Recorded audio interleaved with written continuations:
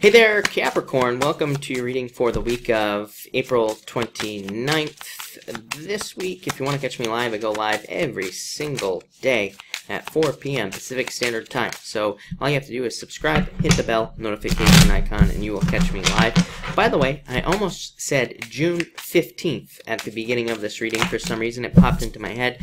So, I don't know, June 15th might be a day that you want to mark on your calendar. It popped into my head. I always say take psychic dates with a grain of salt because, as I always say, the universe doesn't wear a watch. I don't trust any psychic that claims that they can tell time or anything like that. I'm sure it's possible, but I don't know, I'm highly suspicious of it because, like I said, things happen when they're supposed to happen. The universe doesn't wear a watch.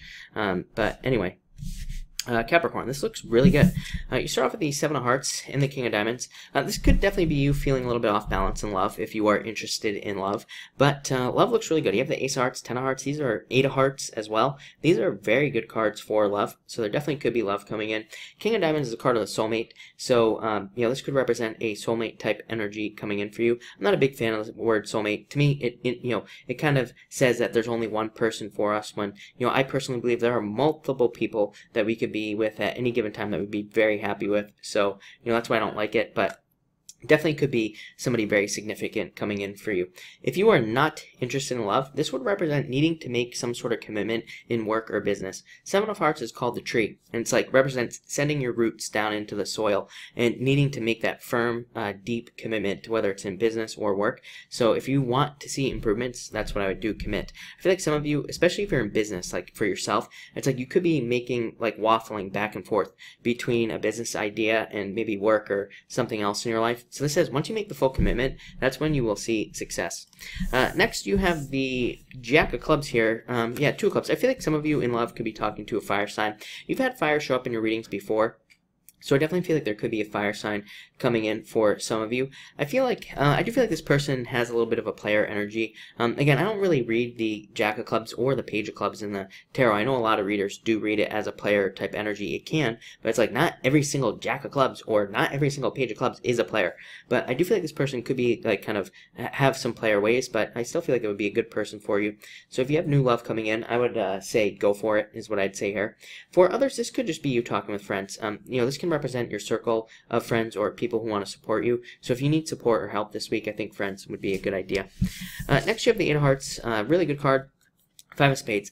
This would, Eight of Hearts represents your romantic fantasies. This card has been coming up for a lot of people for months because, there's a lot of reasons, but basically, a lot of us have romantic fantasies in our lives, whatever they are, or we have things that we find attractive in people or in a person if we want love, or we have like things that we want to live out romantically. And with Black Moon Lilith moving into Pisces at the end of the month, basically we could have fears about telling the person that we're with, or if we end up with somebody new, basically this could make us, kind of what I feel. This is Chris's crappy astrology, by the way, not accurate astrology, but what I kind of feel about this is that people could have fears about telling their partner or future partners while Black Moon Lilith is in Pisces about what they like either in the bedroom, outside the bedroom, or just in any other area of the relationship. So we really need to open up because it says you need to fulfill those things. I always tell people it's like if there are certain things you like in a relationship but you're too afraid to say it, it's like are you going to live your whole entire life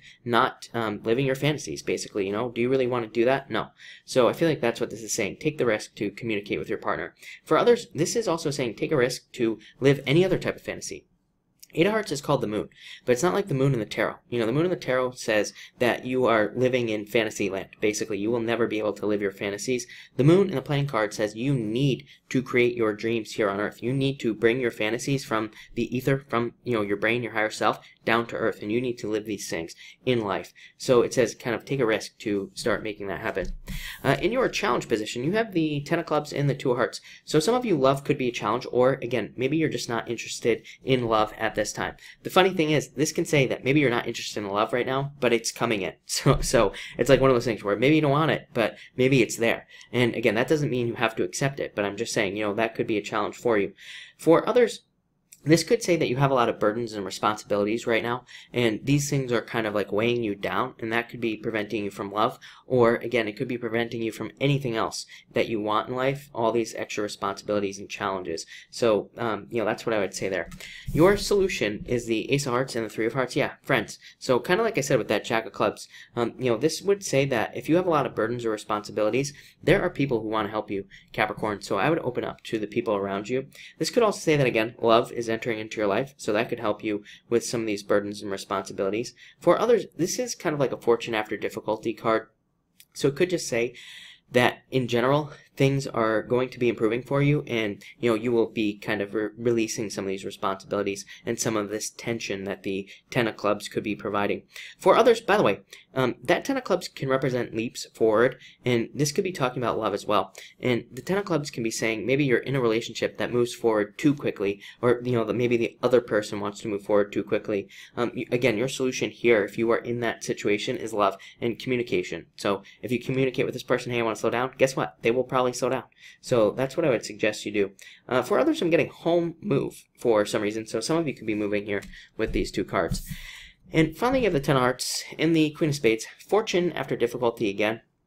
Queen of Spades is like a card of jumping into darkness. So I feel like some of you could just be jumping into love. It's like you're just taking the risk. You're just going with it, seeing what happens. For others, you could be doing this in another area of your life. And this says that if you do that, you will be very successful with this Ten of Hearts. But looks like a really good week for you, Capricorn. So thank you for watching and enjoy your week.